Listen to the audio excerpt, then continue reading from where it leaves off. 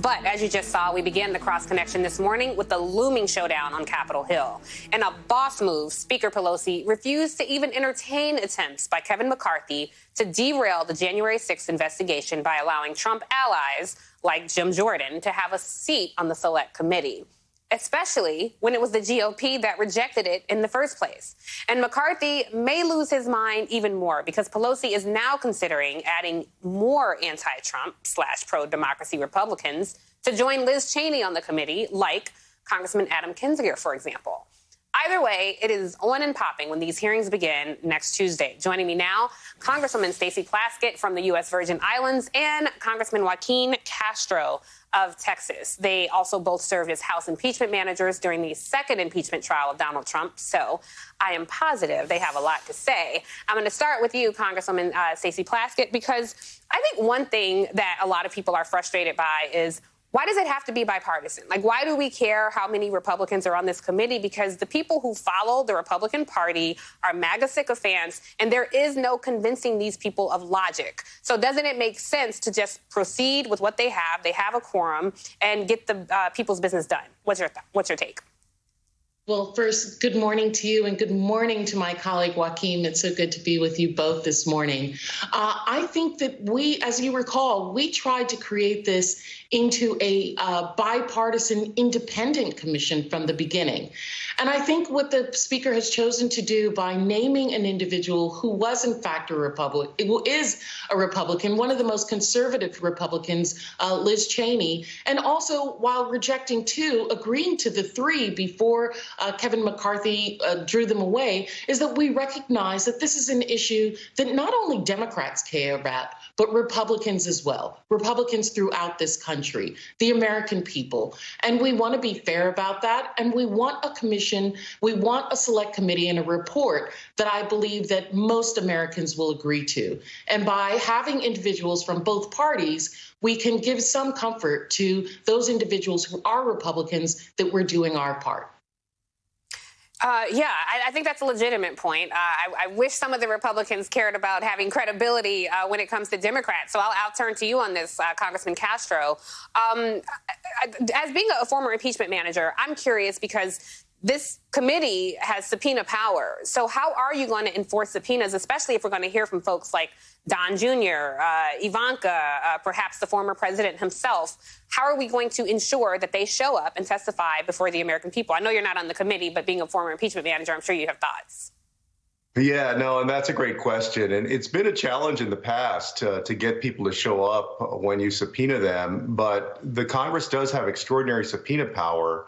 And I would be surprised ultimately if the chairman, Benny Thompson, and the committee decide to subpoena somebody that they don't show up at all. I think part of the reason that you saw that happen during the Trump administration is because those witnesses who were being subpoenaed felt as though they would be backed up by the White House and the Trump administration, and they could buy time, and hopefully for them by then the proceeding would be done.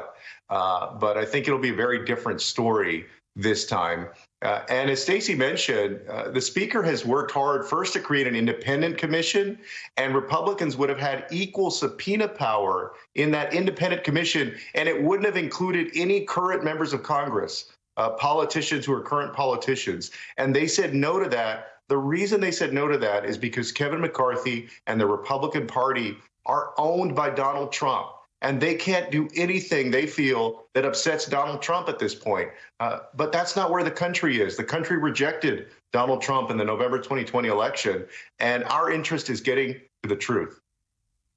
So in terms of getting to the truth, yeah, please go right ahead, Congresswoman, go right ahead. I think what Joaquin was saying is so clear about the subpoena power. Also remember that when we have executed subpoenas against individuals during the Trump administration, while those individuals fought the subpoenas, you've seen through courts that the courts have upheld it with McCann and with others. And I think that they, in their best interest, don't want to prolong this into the next election.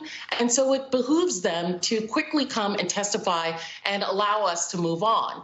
Dragging it out is not going to help those individuals who want to obstruct this. So to that point, because the White House records from November 3rd to January 3rd or January 20th have never been subpoenaed. So and I imagine they would reveal quite a lot. So in terms of, again, enforcing these subpoenas, making sure people show up, if the courts uphold it, again, what is the tangible consequence, right? I think that's what people want to know. What is the tangible consequence coming out of this committee, particularly if people are thumbing their nose at even showing up to testify before the committee? Congressman Castro, I'll let you answer. Yeah, as Stacey mentioned, I don't think that's going to happen, especially as that McGahn case made its way through the court and McGahn finally testified. I suspect that these folks will actually show up and testify. You know, it could take a few weeks or some of them a few months, but they will have to testify. And I don't think that anything should be spared in getting to the truth. I don't think there should be a special courtesy for members of Congress, for example, who may have helped these folks plan out what their strategy was going to be or plan out what they were going to do in the building. We've seen public reporting about perhaps some connections between different members of Congress, the Republican Party, and the mob that day on January 6th. And so most of all, for the American people, we have to get at the truth about what happened.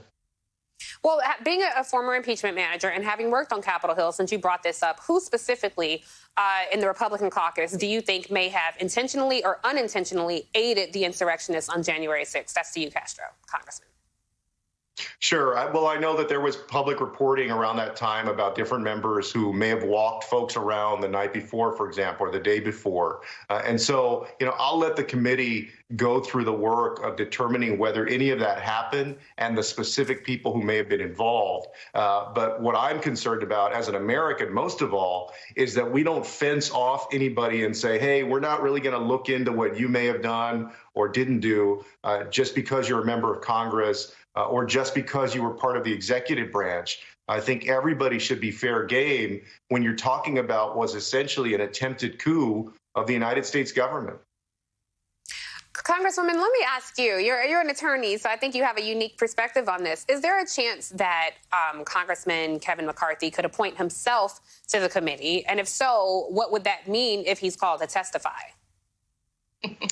Well, you know, once again, we've seen through Speaker Pelosi's power and the power of the gavel is that while Kevin McCarthy could appoint himself, Speaker Pelosi has the ability to reject him as a member of the committee. I think it would be uncomfortable to have him because, as we've seen through testimony of his own members, both Liz Cheney as well as other members of Congress, the conversations that he had with the president on that day are probably very material to the intentions of the president and what he knew and understood at that time. So having him as a witness, both as a witness as a member, seems pretty compromising and would not be appropriate. So, but we'll see what he decides to do, if he decides to walk away from this or he attempts to put an additional group of individuals on the committee.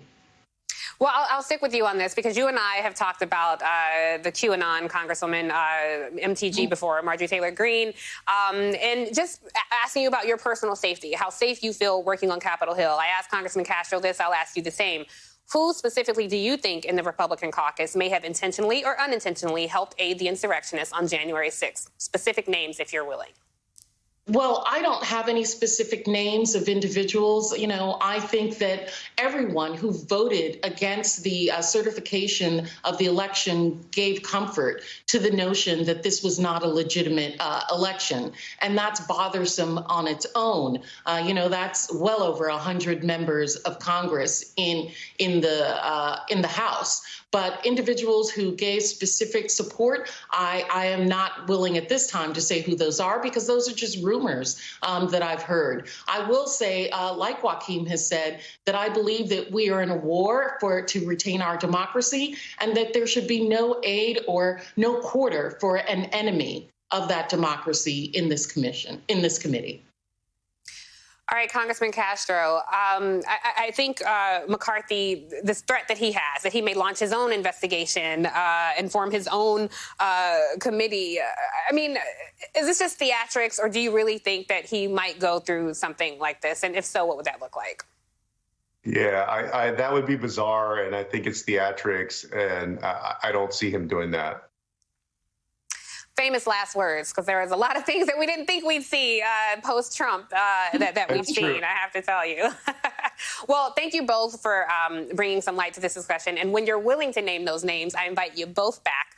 So thank you so